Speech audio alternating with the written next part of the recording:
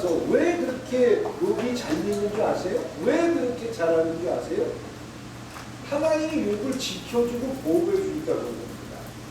만약에 하나님이 욥을 흔들면 분명히 욥은 하나님을 원망할 겁니다. 하나님, 그래? 한번 해봐. 내 마음대로 해봐. 욥은 하나님의 허락을 받고 세상에 내려와서 사단은 하나님의 허락을 받고 세상에 내려와서 욥을 흔들기 시작합니다. 재산을 다 날리고 자식들을 다 죽게 만들고 나중에는 욥의 몸에 병이 들고 하나님이 왜 그렇게 하셨을까요? 왜? 하나님은 욥의 모습을 보고 싶었습니다. 자, 요셉이라는 사람에게 하나님은 꿈을 주셨어요. 멋진 꿈을 주셨어요. 내가 나중에 멋진 일을 했으면 좋겠다. 그러면 지금 그 멋진 일을 이루기 위해서 순탄했으면 좋았을 텐데 욥의 일생을 가만히 들춰보면 참 힘든 시간들이 많았어요. 형들이 미워서 죽이려고 했고 종이 돼서 애굽의 종 노릇을 하게 되고 참 굽이굽이 이런 사람이 하나님께서 택한 사람이다라고 이야기하기 어려울 정도의 고난과 역경의 시간을 많이 가졌습니다. 그리고 시험을 끊임없이 요구받았습니다. 여인의 유혹도 있었고요. 그리고 재산을 누릴 수 있는 굉장한 기회도 욥에게는 참 많았어요. 요셉에게는 많았습니다. 근데 그걸 하나님께서 지켜보고 계셨다라고 생각합니다. 그리고 요셉은 하나님이 나를 지켜보고 있다는 것을 믿고 있었다는 거예요. 그리고 그 하나님 앞에 부끄럽지 않기 위해서 인간의 욕심과 인간이 추구하는 굉장히 많은 것들을 심지어는 포기했다. 하나님은 그런 요셉을 들어서 수천만 명을 살리는 인류의 역사에 새로운 기록을 만들어 주십니다.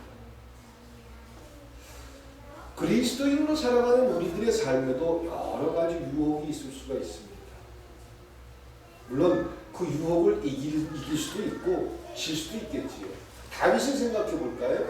다윗은 어땠습니까? 아마 다윗은 여인이라는 그 바세바라는 여인을 바라보면서 너무나도 잘못된 꿈을 꾸었습니다. 왕이지만 인간의 도리를 포기하는 그런 모습이었습니다. 인간답지 못했습니다. 그런데 하나님의 능력이라면, 하나님의 방법이라면 다윗이 그 범죄를 저지르지 않게 막을 수도 충분히 있었을 겁니다. 많이 교회를 다니는 사람들이 생각하는 게 이런 거예요. 왜 하나님은 하나님의 손이 짧으신가요? 왜 이렇게 열심히 잘 믿는 사람들을 힘들게 놔두십니까? 지금 하나님이 손을 쭉 펴가지고 열심히 수고하고 애쓰는 사람은 다른 사람보다 더 높게 해줘야 되는데 왜 하나님 가만히 계십니까? 교회 일 열심히 하고 봉사 잘하는 사람 하나님 다른 사람들보다 특별하게 더 많이 보여줘야 되는데 왜 그런 게 작습니까?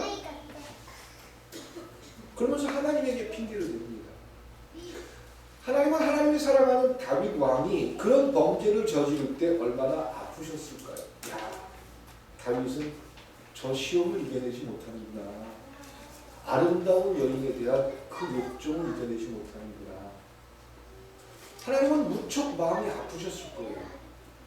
그런다고 해서 그 상황에 하나님이 개입해서 다윗을 꾸짖거나 다윗의 꿈에 나타나서 하나님은 꿈에 나타나는 무슨 말이에요? 아브라함이 자기 부인을 누이라고 속여서 바로 왕에게 줬을 때 하나님은 바로 왕의 꿈에 나타나셨습니다.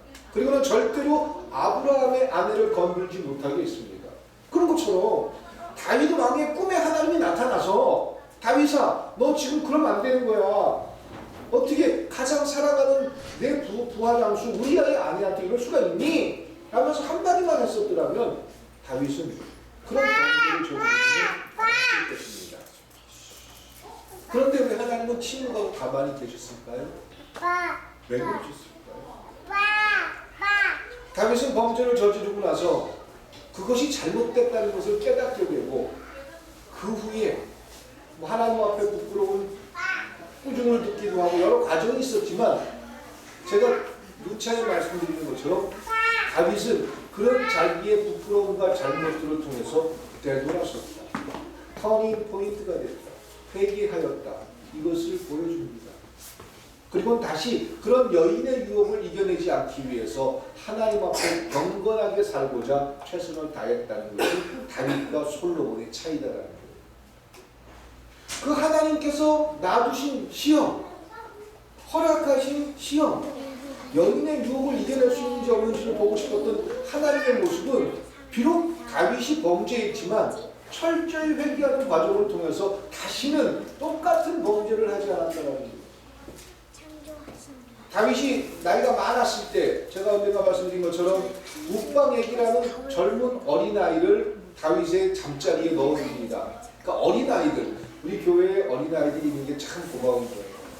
물론 좀 예배 시간에 시끄럽고 좀 방해도 하지만 이 아이들이 할아버지 품에 안기는 순간 아이들에게 있는 아주 따뜻하고 좋은 기운이 할아버지 할머니에게 갑니다. 그래서 어린아이들이 많은 곳은 늘 즐겁고 행복합니다. 그리고 좋은 기운이 나옵니다. 그래서 우리나라 예전에 양반가들, 돈 많은 그런 가정에 보면 할아버지가 나이가 많아지고 기력이 떨어지면 그 동네에서 좀 가난하고 못 사는 사람을 데려다가 욱방액이라고 해서 성적 놀이개가 아니라 그 어린아이에게서 나오는 그 좋은 기운을 할아버지가 좀 받으라고 할아버지 품에다가 잠자는 잠자리에다가 애를 넣어줍니다. 그게 바로 욱방액이에요. 헌데 다윗은 그런 욱방애기가 늘 자기 품에 들어왔는데도 전혀 그 여인이라고 생각하지도 않았고 그런 것들을 거부했다는 거죠. 물론 자기 기운을 붙돋기 위해서 그러니까 어떤 식으로 했냐 정확한 기록을 보면요. 다윗이 잠잘 때 그 아이는 옷을 밟아 벗깁니다. 그리고 다윗의 발을 그 아이의 배에 대게 합니다. 그 배에서 따뜻한 기운이 발을 통해서 기운이 올라가게끔 하는 그런 참 인권적이지 못한 참 그런 일들이었습니다. 그런데 다윗은 그런 시험의 과정 속에서 하나님 앞에 내가 올바로 서는 것이 무엇인지를 분명히 알았기 때문에 그는 그런 것들을 왕으로서 거부합니다. 그리고 하나님 앞에 부끄럽지 않고자 끊임없이 올바로 섰던 겁니다. 그러면 그런 인생에서 시험의 과정들이 다윗에게는 정말로 큰 교훈이 됐고 하나님 앞에 구별된 백성이 살아가는 모습을 우리에게 제시하는 겁니다. 그럼 이런 맥락에서 이제 마태는 예수님께서 성령에 이끌려서 시험을 받게 됐다라는 거예요. 우리는 사단이 우리를 유혹하면 무조건 우리를 쓰러뜨리기 위해서 사단이 시험을 하는 것처럼 생각할지 모르는데 하나님의 허락 없이는 하나님의 백성들에게 사단이 함부로 할 수가 없습니다. 저희 큰아이가 지금 뭐 세상 말로 얘기하면 신기, 또 성서적으로 이야기하고 교회에서 이야기하면 영적인 어떤 느낌이 굉장히 많습니다. 그래서 어릴 때부터 귀신도 많이 보고 영체도 많이 보고 그런 일들이 참 많았습니다. 그래서 그런 일들이 일어나면 집에서도 그렇고 교회에서도 그렇고 어디 가서도 그런 걸 많이 보면 저한테 와서 은밀히 얘기합니다. 아빠 이런 거 보이는데 어디 갔든 이런 일 생기는데 이거 어떻게 된 거야? 넌 눈에 보이는구나. 참 큰 축복을 받았다. 그런데 이 친구가 어느 날 지금 이제 직장을 학교를 휴학하고 다니고 있는데 거기 있는 어떤 사람이 얘가 새벽에 7시에 나가서 문을 엽니다. 오픈을 하는데 혼자서 한 1시간 반, 2시간을 있는데 장난을 한다고 예수의 전당 거기에서 여기 예수의 전당에 귀신이 있대. 너 어떡하냐? 그러면서 애를 긴장시키려고 농담을 했는데 얘는 그게 너무 많이 보이는데 그래서 어느 날 심각하게 저한테 전화 왔어요.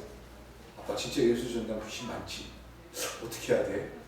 그러면서 아주 심각하게 저한테 질문을 해왔습니다. 제가 대답했습니다. 귀신이 볼 수 있다는 건 굉장히 큰 축복인데 그 귀신들은 절대로 사람들을 해할 수 없단다. 그러니까 여러분들도 살아가면서 눈에 보이는 귀신이 나타나가지고 여러분들을 해코지했다, 괴롭혔다 이런 거 혹시 본 적 있어요? 들은 적 있으세요? 귀신이 나타나서 어떤 사람을 뭐 고통 줬다. 거의 그런 일들이 없습니다. 근데 사람들은 겁을 먹게 만듭니다. 스스로가. 그래서 정말 귀신이 문제가 아니라 사단이 우리 속에 들어와서 끊임없이 나를 지배하고 나를 잘못된 결정을 하게 하는, 잘못된 생각을 갖게 해서 누군가를 원망하고 미워하게 하는 이런 부분이 더 중요한데, 그런 것보다는 당장 내 눈에 보이는, 그럼 어떻게 해야 돼? 어릴 때도 제가 그런 얘기를 해줬는데, 그냥 귀신 보이면 그래, 반갑다, 얼마나 힘들면 여기까지 왔니? 그냥 그렇게 얘기해. 그리고 그 귀신들은 너한테 절대로 해코지를 못해. 이렇게 제가 대답을 해준 적이 있는데, 우리가 그리스도인으로 살아가면서 하나님의 백성된 사람들에게 사단이 끊임없이 시험하고, 하나님의 백성이 아니면 시험을 하는지 안 하는지도 몰라요. 근데 내가 하나님의 백성이라면 끊임없이 우리 속에 갈등과 고민이 있으면서 사단이 찾아와서 시험을 한다는 것은 자연스러운 일이잖아요. 내가 요즘 갈등하고 고민되는 마음, 그런 마음들이 생기면 내가 영적으로 굉장히 떨어져 있나 보다. 이것이 아니라 너무나도 자연스러운 인간의 모습입니다. 기도해야 되는 걸 너무 잘 알아요. 근데 기도하기 싫어요. 기도해야 되는 걸 아는데도 기도할 시간을 내지 못해요. 자연스러운. 내가 지금 영적으로 충만하지 못하기 때문에 그렇다? 그게 아닙니다. 그건 너무나도 자연스러운 모습입니다. 그런 걸 알고 그 상황에서 내가 기도하는 시간을 만들고 기도하려고 할 때 하나님의 힘들이, 영적인 부분들, 하나님의 인도하심이 우리의 삶에 비로소 나타나게 될 줄 믿습니다. 이것이 시험의 목적이다라는 거예요. 성령을 통해서 예수님에게 시험한 이유가 바로 거기 있다라는 거예요. 그리스도인이 세상을 살면서 참 신앙생활하기가 힘들다, 이런 얘기를 참 많이 하셔요. 목사님이니까 목사님 맨날 성경 보고 그리고 좋은 말씀 해주려고 준비하고 그러지만 우리는 세상에서 부딪히고 이렇게 살다 보니까 참 살기가 힘들어요. 신앙생활을 유지하고 지키는 게 참 어렵습니다. 이런 얘기들을 참 많이 합니다. 왜 신앙생활이 어렵습니까? 혼자 사는 게 아니기 때문에 어렵습니다. 아예 예수를 믿는지 안 믿는지, 우리 신집사님 예수 안 믿으면 이 자리에서 살고 예수 믿으면 이 자리에서 죽어야 돼요. 어떻게 하실래요? 사실래요? 죽으실래요? 살아야 돼? 그런 질문을 하고 그것을 결정하라고 하면 쉽습니다. 다시 말해서 순교를 할 건지 말 건지에 대한 결정을 하라고 하면 오히려 그건 쉬운 거예요. 그런데 이 세상을 살면서 순교적으로 산다는 건 참 어렵습니다.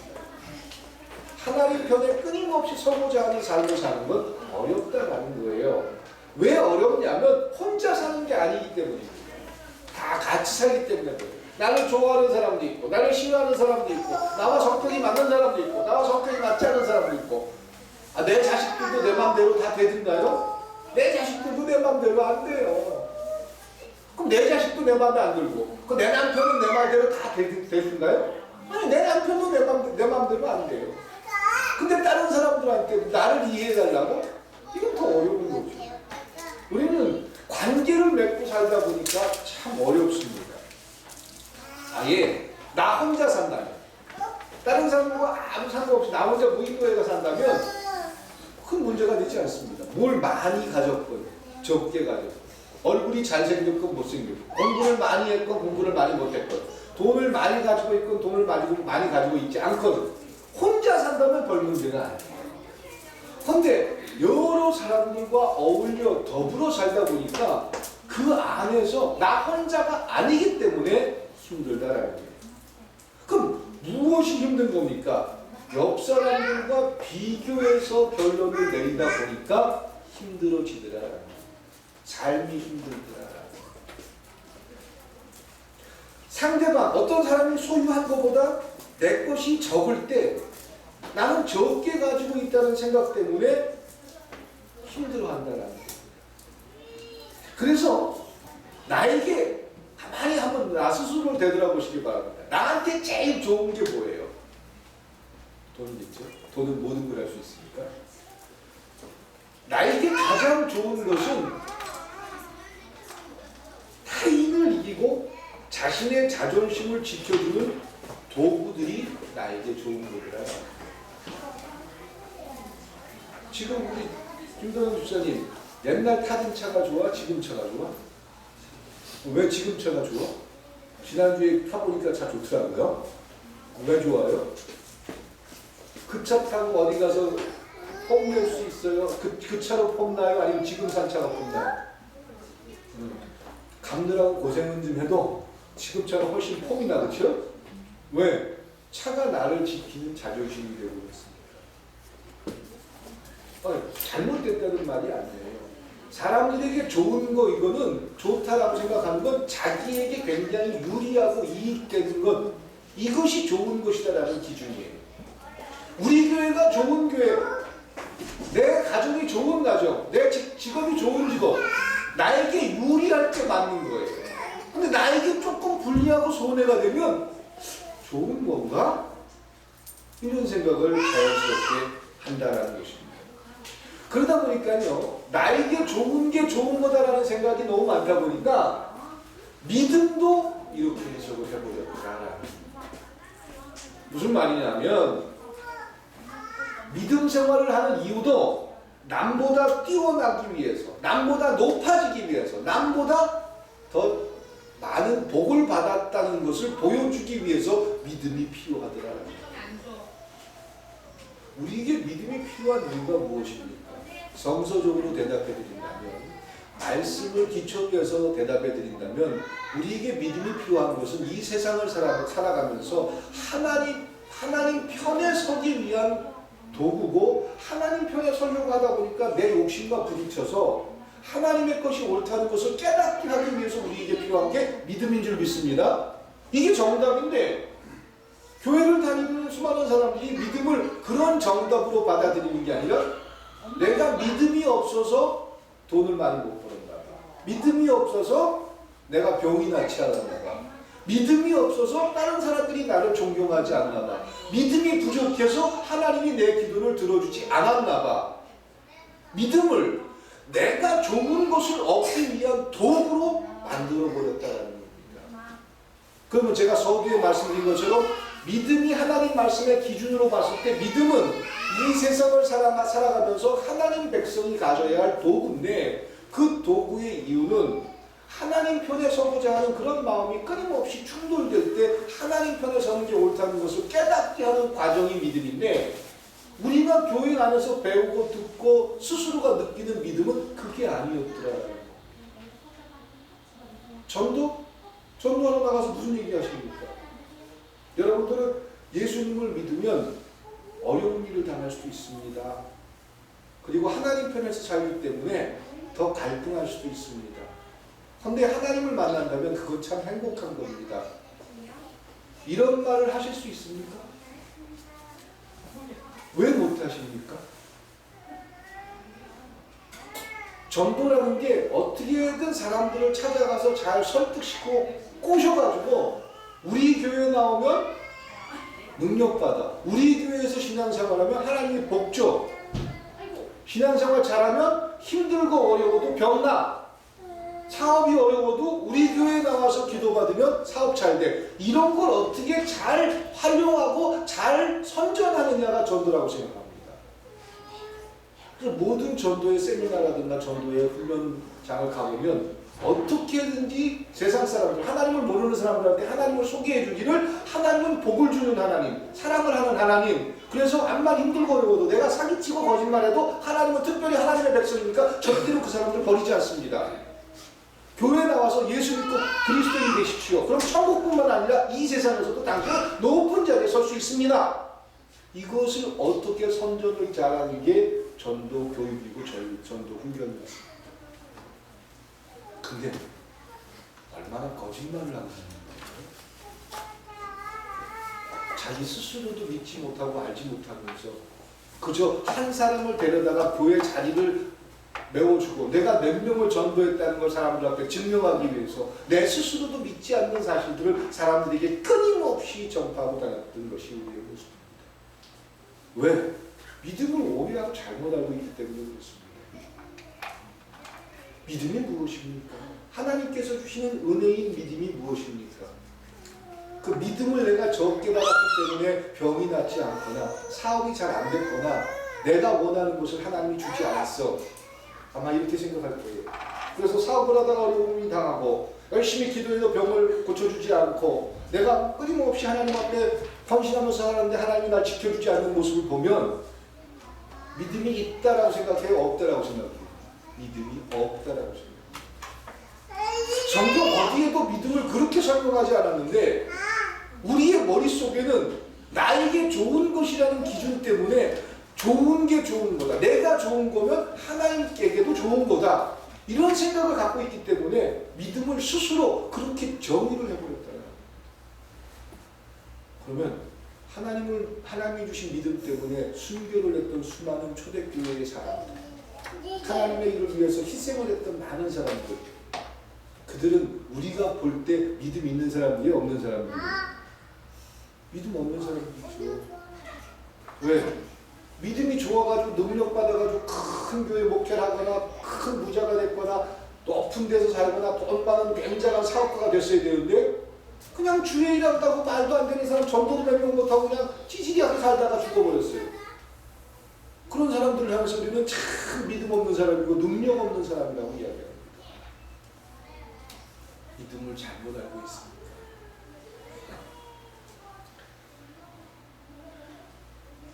믿음은 하나님께서 주신 은혜라는 믿음을 통해서 우리의 욕심이 버려져야 되고 그리고 하나님의 뜻을 완성하고 하나님 나라의 백성답게 살아가는 과정이 되어야 되는데 믿음이 얼마나 있느냐 없느냐에 따라서 내 욕심이 얼마나 채워지느냐 안 채워지느냐고 생각한다면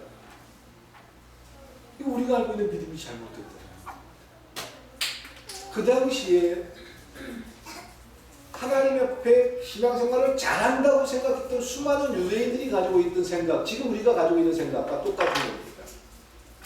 그런 그들에게 예수님께서 성령, 하나님께서 이끌어서 야, 너 가서 어디 가서 시험 좀 당해봐. 그러면서 사단에게 허락을 해가지고 광야에서 고민하는 가운데 시험 받게 하십니다. 예수님이 시험을 받는 과정을 통해서 마태가 설명하고 싶은 게 있다면 그게 무엇이냐 하면 구별입니다.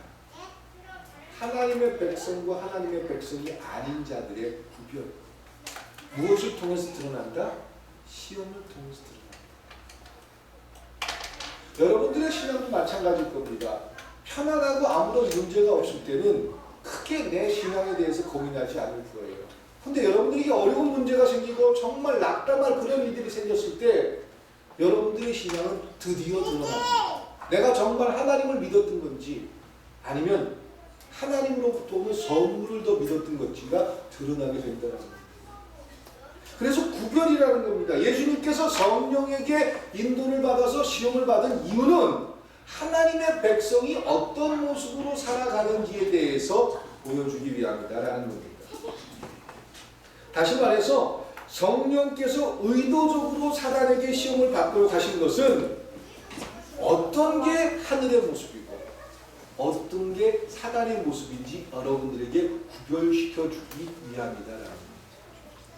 어떻게 하는 것이 하늘나라의 백성답게 사는 모습이고 어떻게 하는 게 사단의 유혹에 넘어가서 사단에게 시험에 빠지는 것인지를 예수님이 사단에게 시험 받으면서 우리에게 보여준 것이다라는 겁니다.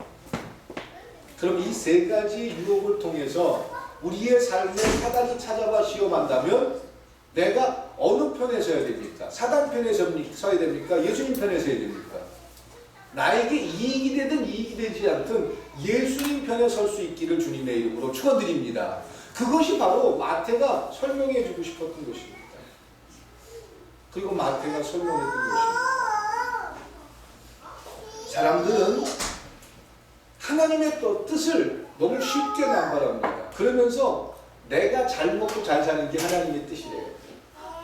물론 그렇게 됐어도 참 좋겠어. 신집사님이 잘 먹고 잘 사는 아주 고관 대작 부인처럼 아주 큰 사람이 됐으면 좋겠어요. 내 바람이에요. 그런데 이재훈 목사의 바람이라고 하나님의 뜻이라고 할 수 있나요?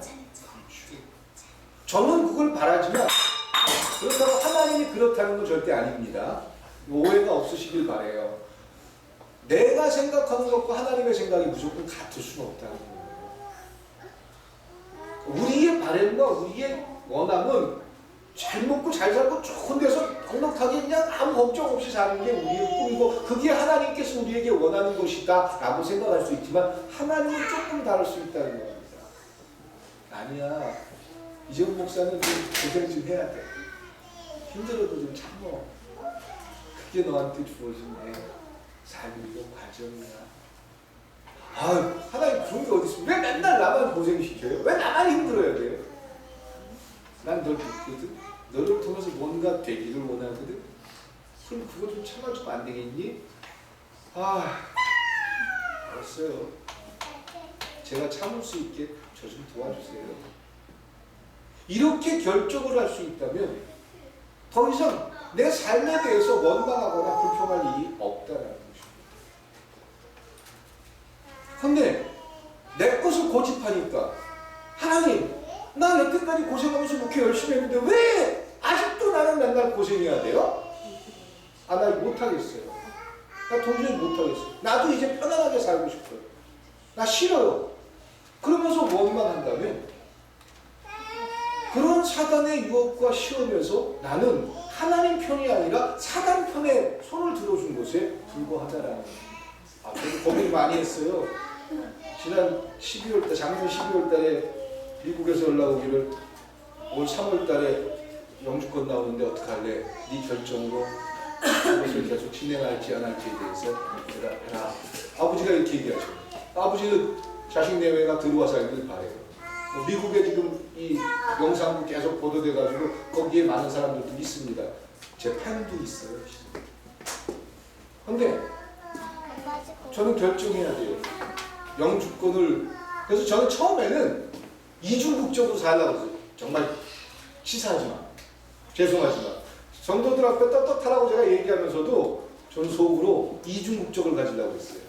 그래서 영주권 나오면 들어가서 한 3개월 정도 살면서 영주권 그 신청 다 받아놓고 그리고 한국에서 목회하면서 그러면 이중국적 가지면 뭐가 생기나요? 저 군대는 갔다 왔으니까 상관없어요. 연금이 따로 나와요. 미국에서도 연금 나오고 한국에서도 연금 나와요.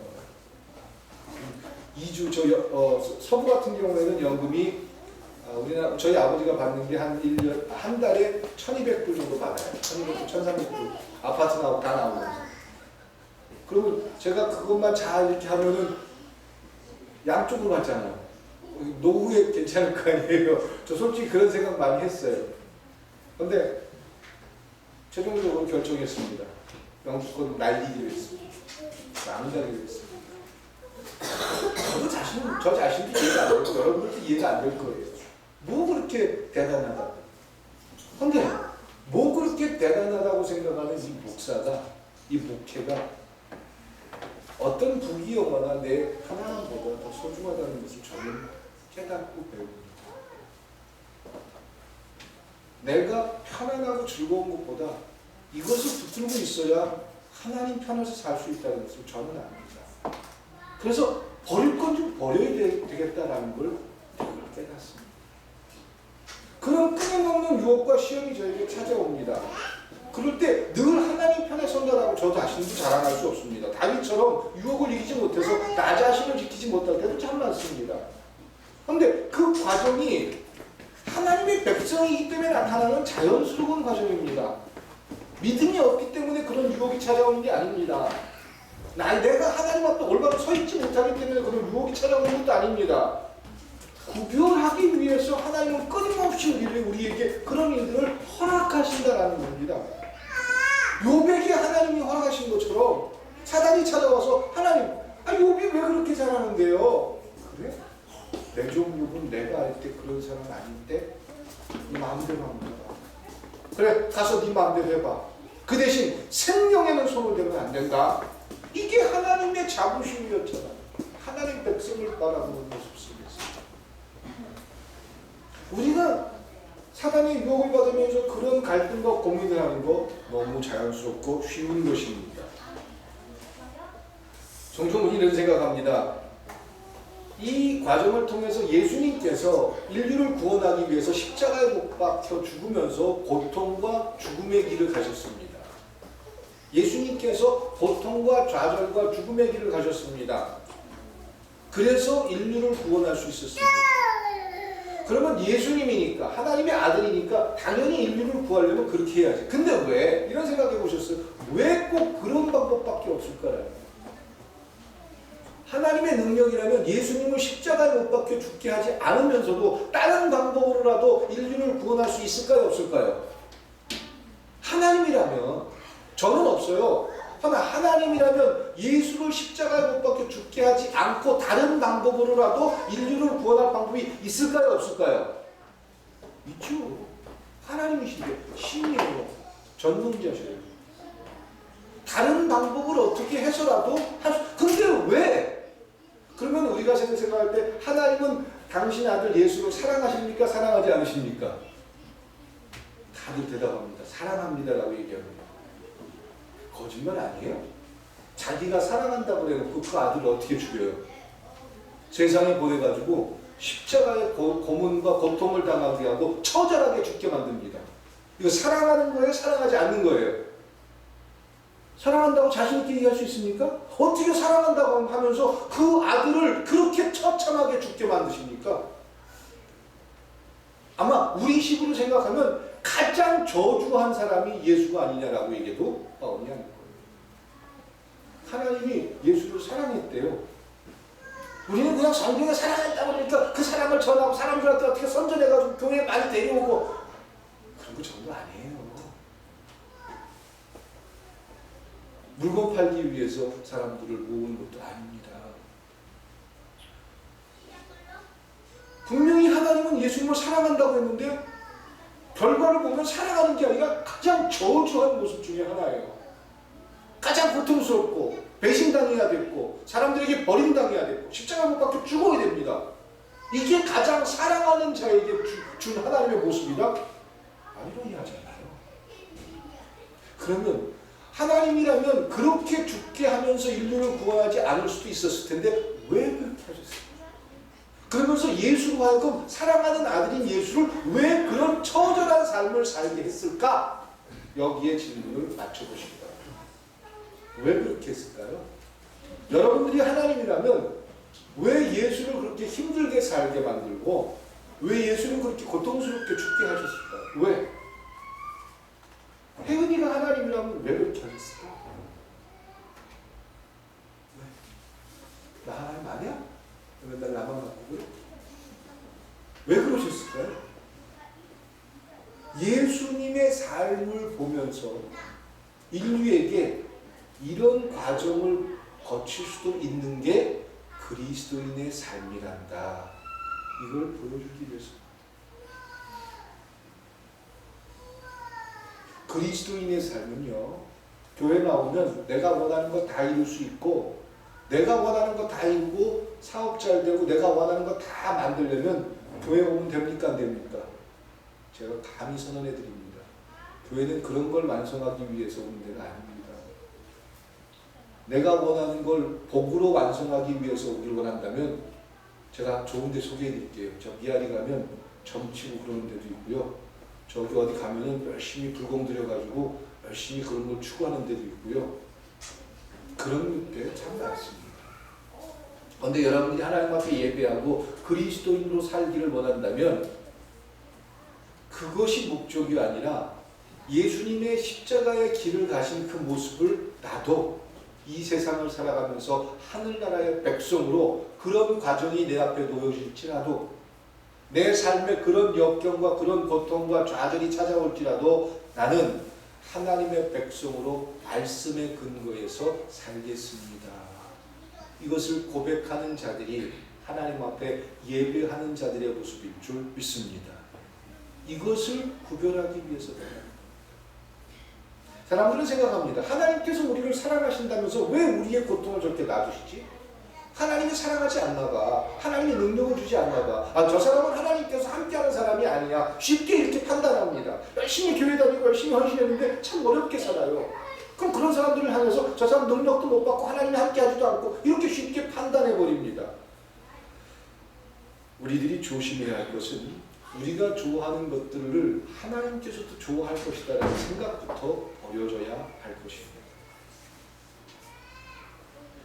분명히 마귀에게 힘을 받으신 일은 성령께서 하신 일입니다. 마귀 혼자 한 게 아니에요. 예수님은 어떻게든지 쓰러뜨려가지고 사단의 세력으로 끌어들이기 위해서 할 수 있는 그런 일도 아니다라는 겁니다. 그래서 이 사실을 깨달은 바울은 이런 얘기합니다. 하나님의 백성으로 살아가십니까? 두려워하지 마십시오. 하나님께서는 우리가 감당할 수 없는 시험을 허락하지 않으십니다.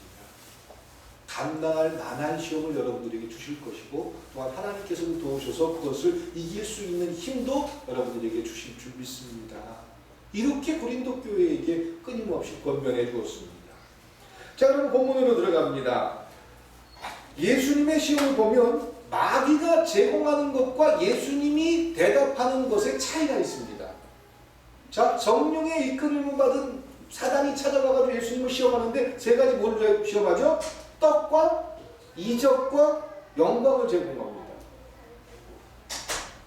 돌을 향해서 떡이 되게 해라. 또 뛰어내려라. 또 모든 영광을 주겠다. 이런 세 가지를 사단이 예수님에게 제안합니다.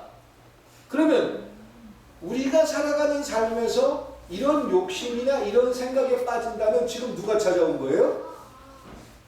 누가 찾아온 거예요? 사단이 찾아온 거예요. 구별 안 하는 겁니다. 우리가 그리스도인으로 살아가고 하늘에 속한 백성이라면 그런 고민보다는 하나님 말씀에 비추어서 내가 올바로 서 있는지 이것을 생각해야 되는데 지금 내가 신앙을 팔아먹으면서 욕심을 채우기 위해서 이적을 경험하기 위해서 영광을 보기 위해서 이 신앙을 사용한다면 지금 이 신앙은 누구에게 유혹당한 거예요? 사단에 유혹당한 것이다. 이것을 알라고 예수님께서 시험 받으신 것이다. 첫 번째 시험은 돌을 떡으로 만들라는 그런 시험을 사단으로부터 예수님이 받습니다. 사단이 제안합니다. 내가 하나님 아들이라면 돌을 떡으로 만들어 가지고 배고픈데 떡을 만들어 봐라. 이렇게 제안합니다. 왜 이렇게 사단이 돌을 떡으로 만들려고 했을까요? 이것은 많은 그리스도인들에게 믿음 생활에 대해서 오해하게 하기 위해서 한 문제였다는 겁니다. 오해하도록 하기 위해서. 그러니까 그리스도인들의 기준에서 오해를 갖게 하기 위해서 이런 제안을 했다는 거예요. 무슨 말이냐면 예수 믿으면 뭐 받는다? 복 받는 거야. 예수 잘 믿어야 내가 원하는 거 다 이룰 수 있다. 이런 생각을 인류에게 심어주기 위해서 예수님에게도 이런 똑같은 질문이 있었다는 거예요. 예수 믿으면 내가 원하는 걸 다 이룰 수 있습니까? 근데 교회를 나오는 목적이 교회를 선전하는 도구가 이겁니다. 그래서 편안한 사람한테는 가서 전도가 안 된대요. 힘들고 어렵고 사업도 좀 안 되고 이런 사람들을 찾아가야 전도가 잘 먹힌대요. 믿음이 뭔지 모르면서 무슨 뭘 전도를 해요. 믿음의 가치조차 모르고 있는 어떻게든지 이 자리를 꽉 채우고 사람 숫자를 늘려가지고 큰 사람들이 모여가지고 돈 많이 내가지고 그걸 가지고 보험 빨리 만들고 이런 것들이 하나님께서 원하는 일입니다. 하나님 그런 거 원하지 않으세요. 그건 품이 있는 교회의 영광을 위한 거지 하나님 나라의 영광을 위한 게 아니라는 겁니다. 그러니까 사단은 예수님의 시험을 통해 가지고 우리에게 헷갈리게 만들었어요. 신앙생활 잘했기 때문에 네가 그렇게 복을 받은 거야. 복 못 받은 사람들 보면 네가 신앙생활 못했기 때문에 이렇게 복 못 받은 거야. 이렇게 생각이 들게 만들었다라는 거예요. 이게 바로 돌을 가지고 떡을 만들어 봐라라고 이야기합니다. 우리가 그런 생각이 갇혀 있다면 지금 사단의 시험에 빠져 있다라고 생각해요. 그런 사단의 유혹 예수님이 뭐라고 대답하죠? 신명기를 통해 가지고 만나 이야기를 통해 가지고 뭐라고 얘기합니까? 사람이 뭐로 살지 아니다? 떡으로만 살 것 아니요? 무엇이 기준이 돼야 된다? 하나님의 말씀이 기준이 돼야 된다. 그럼 하나님의 말씀이라는 건 뭐냐라는 거예요. 그냥 이런 유혹이 찾아오고 이런 고민이 될 때 주기도문을 100번 외우면 그런 유혹과 욕심이 사라집니까?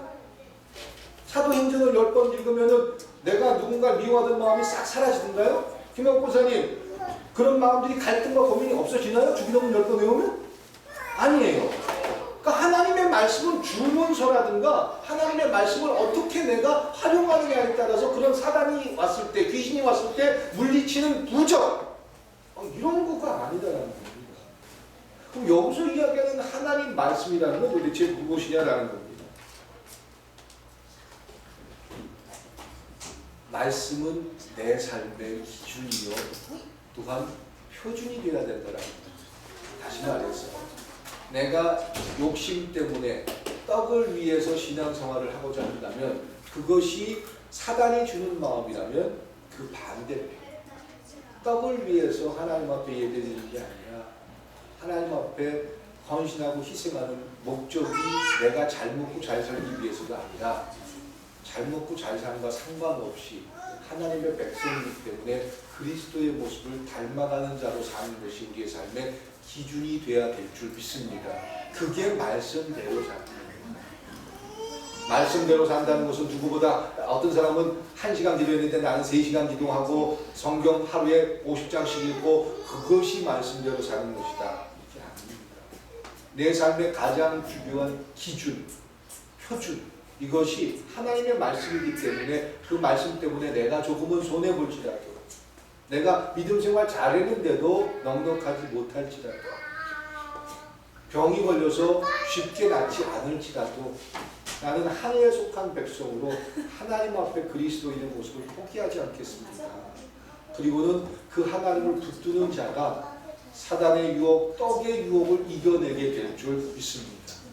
두 번째로 사단이 찾아와서 예수님을 거룩한 성으로 올려놓고 한번 뛰어내려봐. 기적과 이사를 가지고 예수님을 시험합니다. 시편 91편 말씀을 인용해서 사단은 이야기합니다. 사단도 하나님 말씀을 대단히 잘 알고 있어요. 아주 교묘하게 말씀을 인용합니다. 시편 말씀을 인용해서 예수님에게 이야기해요. 네가 하나님 아들 아니냐? 그러면 네가 높은 데서 뛰어내는 건 절대로 하나님께 널 지켜주기 때문에 절대로 너는 다치지도 않을 거야. 한번 뛰어봐 라고 이야기합니다. 이게 사단의 유혹이다라는 겁니다. 사단은 눈에 보이는 것을 가지고 거룩이라고 합니다. 눈에 보이는 것이 거룩이다라고 합니다. 여러분들은 거룩이라는 단어를 어떻게 생각하십니까? 남들 앞에 잘 믿는 것처럼 보여지는 것, 그리고 하나님을 믿는 모습 때문에 누구보다 거룩하게 생각하는 것, 교회 안에서 활동하는 모든 일들, 이런 것들을 다 거룩이라고 생각합니다. 거룩은 하나님이 주는 마음 때문에 가장 현실적이고 가장 정직하고 가장 사람다운 모습이 거룩한 자의 모습일 줄 믿습니다. 아버지로서의 가장 따뜻하고 포근한 그런 감정, 남편으로서, 아내로서 하나님이 주는 마음 때문에 내 가족은 나를 위해서 있는 도구야. 이건 사단이 주는 마음입니다. 하나님이 주는 마음이 여러분들에게 찾아오고 거룩에 대한 올바른 가치를 한다면 나는 가족을 책임지기 위해서 무엇을 해야 할까? 이것을 고민하는 자가 거룩을 실천하는 자의 모습일 줄 믿습니다. 내가 왜 책임져야 돼? 왜 나만 희생해야 돼? 왜 나만 고생해야 돼? 이런 생각은 사단이 주는 마음이 찾아오기 때문에 그런 생각이 드는 겁니다.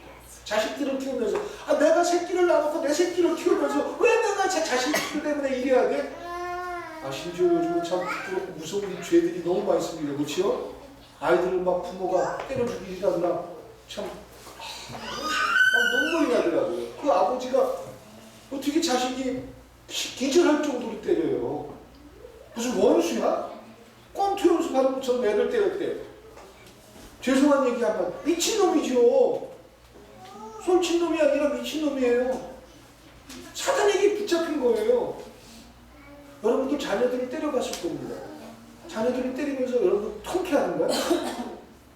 어떻게 자식을 때리면서 주먹을 쥐고 자식을 때리고 그런 아버지가 어디 있습니까? 미친놈들이에요. 이거는 자식 낳은 자식, 물론 자식이라고 다 내가 안 될 수 있죠. 말 안 듣고 김광보사님 말 굳세게 안 듣죠? 어떤 때는 그냥 주먹으로 패고 싶죠? 야구 방망이 쓰고 그냥 야구 방망이를 머리를 크게 때려주고 싶죠? 근데 진짜로 그러세요? 진짜로 그러면 권사님 미친 뭐예요? 그렇죠? 절대로 그거는 아버지의 본분을 망각한 자들이에요. 그러면 아버지나 어머니 어떻게 때립니까? 자식을 때리면서 아파합니다. 그리고 어떻게 이 아이를 때리라는 그런, 지금은 때리지도 못하죠. 근데 때리면서 어떻게 이 아이를 잘 인도할까? 가슴으로 우는 게 아버지입니다. 내 감정 못 이긴다고 자식이 뭐고 주먹으로, 아유. 그리고 그 자식, 그 11살 먹은 아이가 기절할 정도로 때려.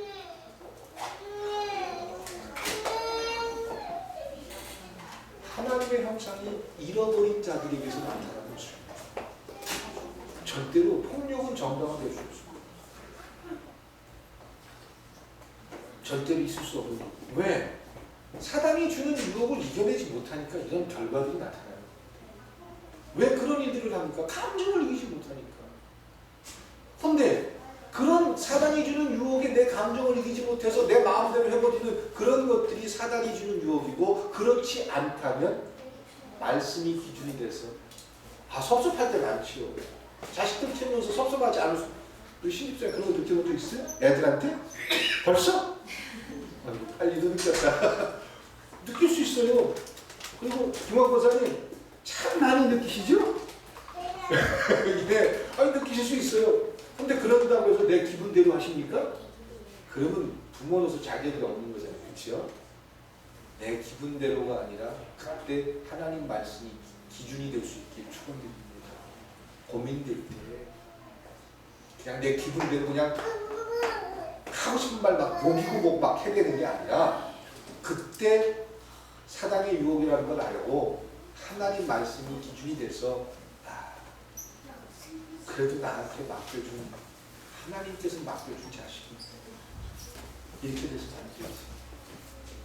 어떻게 이 아이를 설득할 수 있어요? 설득하려고 하니까 말로 해서 안 돼요. 그렇죠? 내가 빠르긴. 그런다고 해서 그것은 정당화시킬 수 없죠. 그 고민과 갈등을 갖는 것, 이것이 말씀이 지배하는 자의 삶인 줄 믿습니다. 그것이 그리스도인이고 구별된 그리스도인의 모습이에요. 예수 믿는 사람들 성경을 오해하면서 자식을 교육을 시키려면 무조건 매를 들어도 된다 그러면서 목사 자녀들이 목사한테 어마어마무시하게 맞는 그런 자녀들이 참 많습니다. 그리고 교회에 중직되시는 분들이 자녀나 부인에게 굉장한 폭행을 하는 사람들이 참 많습니다. 알게 모르게 먹는 사람들 참 많습니다. 우상은, 내가 우상은 안 때려요. 나 운동 많이 했어요. 사람 때리고 사람 죽어요. 그런데 그런 것들이 남들에게 보이지 않기 때문에 나는 괜찮다? 아니요. 거룩이라는 건 그래서 내가 사는 삶의 가장 현실적이고 내 가정, 내 아내, 내 남편, 내 자녀 앞에서 내가 어떤 모습인지 이것을 제대로 보는 것이 거룩한 자의 모습일 줄 믿습니다. 그것이 말씀이 기준이다. 이걸 놓치기 때문에 사람들은 사단의 유혹에 끊임없이 그 큰 교회, 제가 말씀드리기가 참 부끄럽지만 그런 대단한 사람들이 세상에 부인을 폭력하고 때리고 자녀들한테 아주 무섭게 대하고 너무 이중적이잖아요. 암만 큰 능력을 가지고 있고 수많은 사람들을 설교하고 그런 사람이 무슨 적이 있어요. 오늘 온전한 기준이 없는 거예요.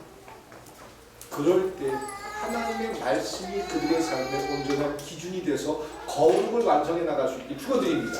이걸 구별하기 위해서 하나님 말씀을 가지고 예수님은 사단의 유혹을 이겨냈던 겁니다. 마지막으로 세상의 영광을 보여주면서 자기에게 엎드려 경배하며 이 모든 걸 주겠다라고 사단이 유혹합니다. 그랬더니 예수님께서 말씀으로 얘기합니다.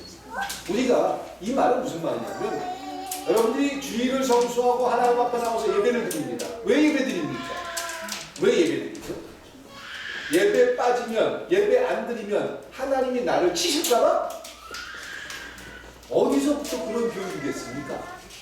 주일날 빠지라는 얘기가 절대 아닙니다. 예배 안 드려도 된다는 말이 아닙니다. 예배 안 드리면 혹시 하나님이 내 거 뺏어갈까봐. 유립사에 그런 생각 있어요, 없어요? 있죠, 그렇죠? 그래서 혹시 내가 이번 주에 어려운 일 당하는 게 내가 예배를 몇 번 빠져서 그런 건 아닌가 이런 생각 들 때도 참 많죠. 하나님 그런 신이 아니에요. 예배의 목적은 오로지 나를 하나님의 백성으로 인도하며 하나님의 나라를 만들게 하며 하나님의 나라를 꿈꾸게 하는 하나님을 경배하고 높여드리며 그 하나님을 찬양하기 위한 것이 예배의 목적인 줄 믿습니다. 하나님 만나러 나왔고 하나님 말씀 듣기 위해서 나왔고 하나님 앞에 높이기 위해 나온 거지, 예배를 잘 드렸기 때문에 내가 뭐 어떻게 되고 내가 원하는 걸 이룰 수 있고 예배를 안 드리면 하나님이 내가 원하는 걸 주지 않고 이런 조건이 없다고요. 그런데 사단은 우리에게 유혹을 합니다. 사단은 우리에게 시험 들게 합니다. 예배를 안 드렸기 때문에, 예배를 빠졌기 때문에, 11절 안 했기 때문에, 뭘 안 했기 때문에 하나님께서 지금 너를 시험하고 있어. 이렇게 끊임없이 유혹한다. 아 그래, 그럼 앞으로는 예배도 빠져도 되고 11절도 안 드려도 되고 뭐 내가 원하는 거 안 해도 되겠구나. 그래도 하나님 그런 문제가 안 되겠구나. 어떤 사람들이 그런 생각합니다. 마음속에 하나님이 없는 사람들이 그런 생각합니다.